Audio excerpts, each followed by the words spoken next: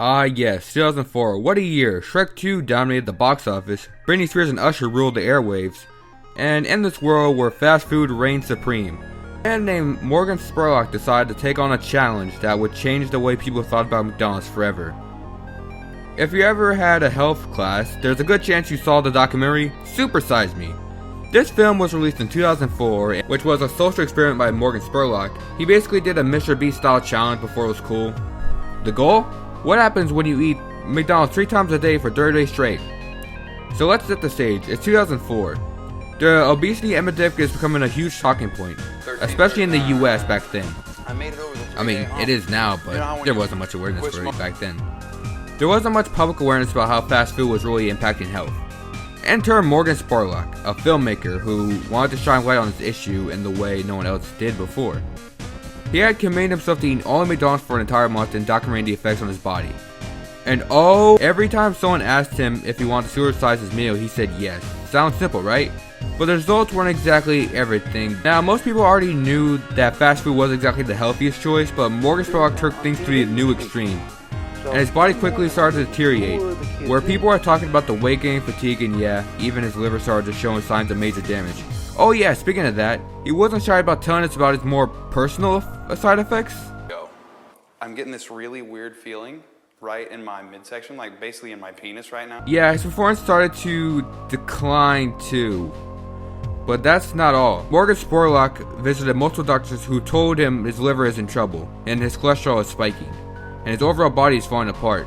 You're probably thinking, well duh, if you eat McDonald's every day, what do you expect? But back then it was pretty eye-opening for a lot of people. Look at the state of fast food and health crisis brewing in America. The title Super Size Me refers to a supersized option McDonald's used to offer back in the day.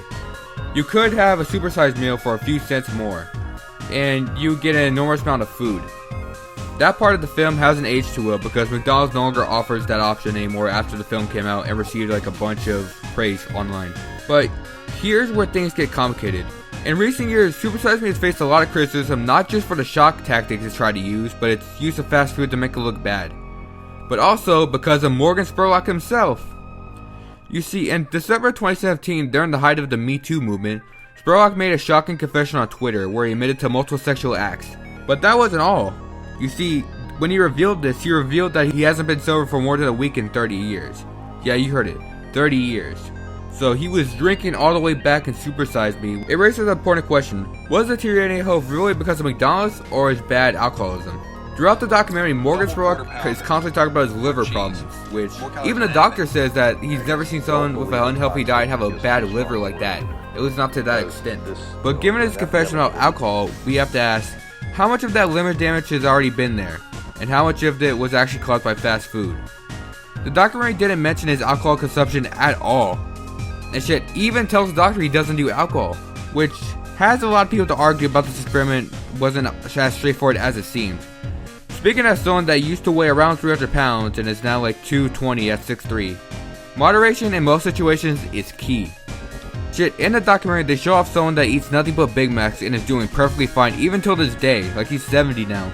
Now, don't get me wrong, it did bring some important conversations from before, like it shed light on the lack of transparency in fast food nutrition, school lunches, but after looking back at everything now, Spurlock, it's clear the story is more complicated than fast food is bad. Since Super Size Me came out, a lot of people have changed, like fast food companies have made attempts to have healthier options, people are starting to count calories on a mandated menu, and public awareness about nutrition has definitely improved. But this documentary is still relevant today, well that's up for debate. Ultimately, Super Size Me was a product of its time, a time where people started paying attention to the consequences of fast food. But like a lot of things from the early 2000s, it hasn't aged perfectly. The film gave us a lot to think about, and we all know there's more to the story than what was shown on screen. So what do we think? Was Morgan's documentary a general warning about the dangers of fast food? Or was it an over-dramatized stunt for some important details left out? Let me know in the comments.